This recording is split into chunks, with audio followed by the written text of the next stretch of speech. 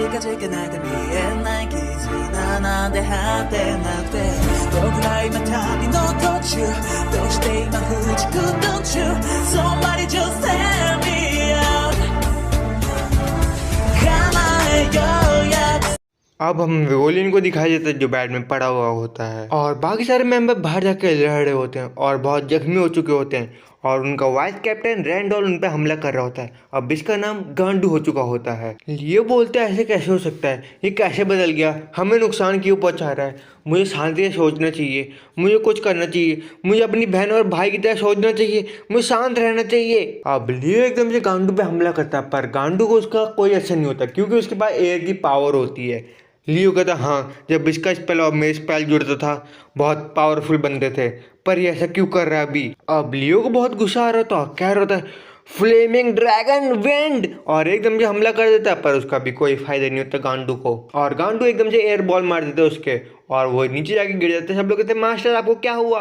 अब लियो इतना चोटिल होने के बाद भी कहते हैं मैं अब तक हारा नहीं, मैं हारूंगा नहीं, तुम्हें वापस ला के रहूंगा। और बाकी सारे मेंबर कहते हैं हाँ हम अपनी स्ट्रेंथ एक जैसी कर देंगे तो हम इसे आराम से हरा लेंगे। लियो ने सही कहा, हम इसे छोड़ेंगे नहीं और एकदम सब लोग हमला कर रहे होते हैं पर उसका भी कोई फायदा नहीं होता गांडू पे। गांडू एक एक करके सबको गिरा रहा होता है। अब हमें गोलिंग को दिखाई देता है बैड में होता है जो उसकी शादी होती है, कह रहे बाहर क्या हो रहा है, हमें मदद करनी चाहिए और विगोलियन सर भी बेहोश है, वो अभी सही होते तो वो हमारी मदद कर देते। लियो बोलते मैं ऐसा होने नहीं दूंगा, कुछ भी हो जाए। वो कह रहा है गांडू इसका कोई फायदा नहीं। लियो ध्यान से सोच रहा होता है पर एकदम से उसके अटैक से बच जाता है। सब लोग कहते क्या लियो बच गया उसके अटैक से। लियो बोलते मैं इसको ऑरा को महसूस कर सकता हूँ, इसके ऑरा करके मुझे हमला करना है और अपनी एक शील्ड बना देता है उस पर अटैक कर रहा होता है पर गांडू भी अपना अटैक कर होता है पर दोनों के अटैक मिल जाते हैं पर उसका भी कोई अंतर नहीं करता। गांडू कहता है वाह क्या तुम्हारी पावर बढ़ गई है पर इसका कोई फायदा नहीं जब मैं अपना हमला करूंगा। अभी लियो जख्मी हालत में खड़ा हो रहा होता है और गांडू कह रहा है अभी भी तेरे में जान है और एकदम से लियो खड़ा होता है पर बाकी मेंबर भी आ जाते हैं। लियो सर ये सब हम पे छोड़ दीजिए, हम इसको रोकेंगे, हम भी क्रिम्सन लाइन के मेंबर हैं, आप यहाँ से चले जाइए। वो कह रहा हरगिज नहीं, मैं तुम्हें छोड़ के कभी नहीं जाऊँगा कुछ भी हो जाए। और आगे बढ़ रहा होता है पर एकदम से गौर करता अरे मेरी बॉडी तो मूव नहीं करी, ये क्या हो रहा है, मेरी बॉडी मूव क्यों नहीं कर रही, था तेरे की मेरी बॉडी मूव क्यों नहीं कर रही। हाँ, मुझे हार नहीं माननी, कुछ भी हो जाए मैं हार नहीं मान सकता। अब वो एकदम से नीचे गिर जाता और कह रहा था उठ उठ, मुझे उठना पड़ेगा, मुझे बचाना पड़ेगा, मुझे अपने भाई की तरह बनना पड़ेगा। और एकदम से वो हमला कर रहा होता है और हमें दिखाई देता है विगोलियन में लेटा होता है पर एकदम से ऑरा निकलता है, कोई बंदा चल के आ रहा होता है, वो और कोई नहीं विगोलियन होता है और मुझे समझ में नहीं आ रहा अभी वो बैट में लेटा हुआ था और एकदम से कैसे आ गए बैटल फील्ड में। वो ये बहुत खुश हो जाए भैया आप आ गए आखिरकार। विगोलियन कहता है मैं तुम्हारा ऑरा महसूस किया था, तुम अच्छी तरीके से लड़ रहे थे पर अब मैं इसको रोकूंगा। और एकदम से हाथ ऊपर करता है और उसके हाथ में फायर सैलिमेंडर आ जाता है। वो कहता है क्या फायर सैलिमेंडर एक ह्यूमन के पास कैसे आ सकता है। अब हमें थोड़ा सा फ्लैशबैक दिखाया जाता है, विगोलियन की पुरानी कहानी दिखाई जाती है। विगोलियन सोच रहा होता है मेरा हाथ टूटा हुआ है, मुझे इनकी मदद करने की। वो सब लोग लड़ रहे होते हैं और एकदम से वहाँ पे फायर हो जाती है। वो कह रही है ये क्या है और वहीं पर उसे फायर सैलिमेंडर मिलता है और वो अपनी शक्ति देता है। वो कहता है मैं जानता हूँ तुम कह रहे हो मैं भी जाऊँ वहाँ पे और उसका हाथ भी रीजनरेट हो जाता है जैसे नारुतो का हाथ रीजनरेट हुआ था हाशिरामा सेल की मदद से। भले तेरे पास फायर सैलिमेंडर है पर तू एक ह्यूमन है, तू हमारी शक्तियों का मुकाबला नहीं कर सकता। और एकदम से अपना स्पेल कर देता है पर विगोलियन भी अपने स्पेल करता है और उसे एक ही बार में हरा देता है। वो कह रहा है कितनी ताकत है इसमें, मेरे स्पेल संभाल नहीं पा रहा इसे और एकदम से जख्मी हो जाता है। और विगोलियन से ट्रैप भी कर लेता है अपने मैजिक में और लियो एकदम से कहते भाई आप आ गए आखिरकार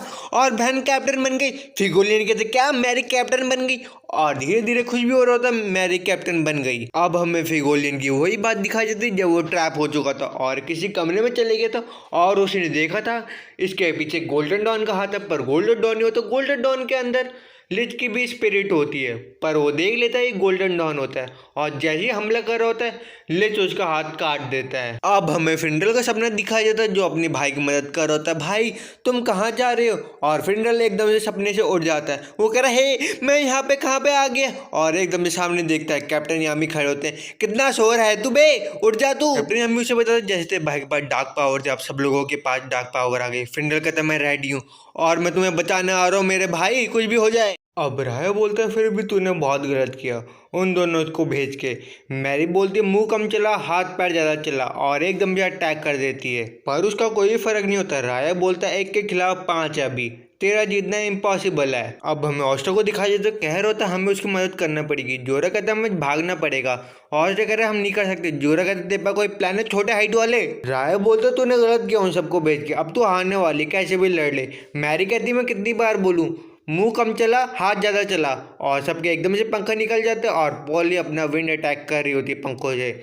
पर मैरी उसको भी डॉज कर रही होती है और सोच रही होती है हाँ ये लोग 5 और मैं अकेली, मेरा जीतना बहुत मुश्किल है। अब हमारा चूतिया अपने एकदम से अटैक करता है, सैंड बैरियर बना देते और हमला कर रहा होता और कह रहा होता है मैरी तुम इससे बच के दिखाओ। पर मैरी उसको तोड़ नहीं पा रही और किनारे हट जाती है एकदम से। और मैरी सोच रही होती है मेरी ताकत कम की हो रही है और एकदम से वहाँ से गांडू बोलती है ये मेरा मैजिक स्पेल है, ये एल्फ ट्रैप पे काम नहीं करेगा पर ह्यूमन पे करेगा और ह्यूमन की पावर कम होती रहेगी। और वहाँ पे एकदम से हराम मुंह आता है। मैरी कहते तुम तो क्रिम्सन लाइन का बंदा है तो मैं तुझे अपने हाथ से मारूंगी और एकदम से हमला कर रही होती है। वो कह रहा है ह्यूमन इतना ताकतवर और मैरी उस पर हमला कर ही रही होती है, पर वहाँ पे एकदम से राय आता है और स्लैश मार देता है मैरी को और मैरी वहाँ पे गिर जाती है। पर एकदम से राय पे काउंटर अटैक करती है। अब राय मैरी की तरफ दिखता है, मैरी अभी भी खड़ी होती है।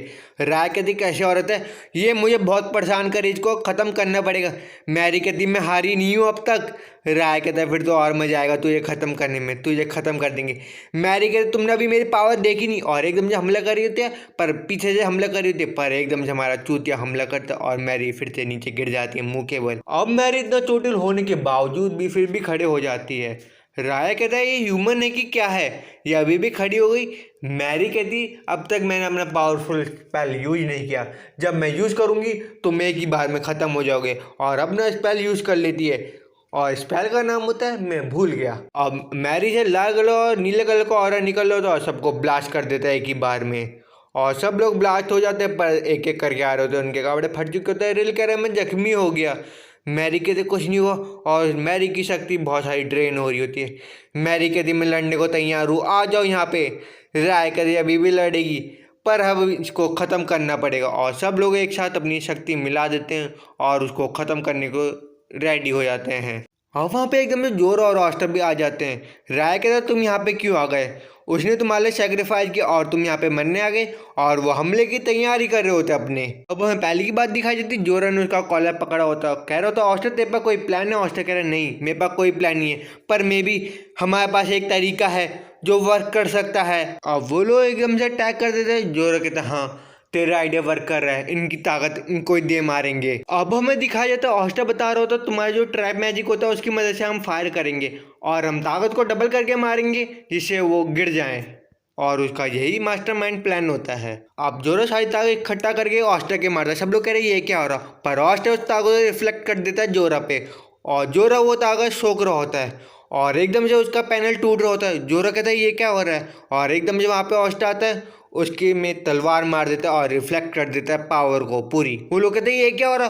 और एकदम से वो तबाह हो जाते हैं और वो लोग एस्केप हो जाते हैं। और कहकर मैंने कहा था ना हम साथ में भागेंगे, पर वहाँ पे एकदम से राय आ जाता है, ऑस्टर को पकड़ लेता है, पर वो मैरी को उठा के जोरा को दे देता है, इसको बचाओ तुम और मेरी फिक्र मत करो। जोरा कहता है तुम कैसे भाग सकते हो, ऑस्टर कह रहा है मैं ठीक रहूंगा, तुम यहाँ से भागो, और वो वहाँ से भाग जाता है। अब हमें नोएल को दिखाई देती है भाग रही होती है, नोएल भी वहाँ से भाग रहा होता है, पर मिमोसा वहाँ भी अभी कैद होती है और कह रही दोस्तों तुम्हें क्या हो गया। और क्लॉस एकदम से कहते हैं हम तेरे दोस्त नहीं हो सकते कुछ भी हो जाए, और मिमोसा को डोमिनेट कर रहे होते हैं और मिमोसा अपने जादू करके भागने की कोशिश कर रही होती है, पर उसका कोई फ़ायदा नहीं होता।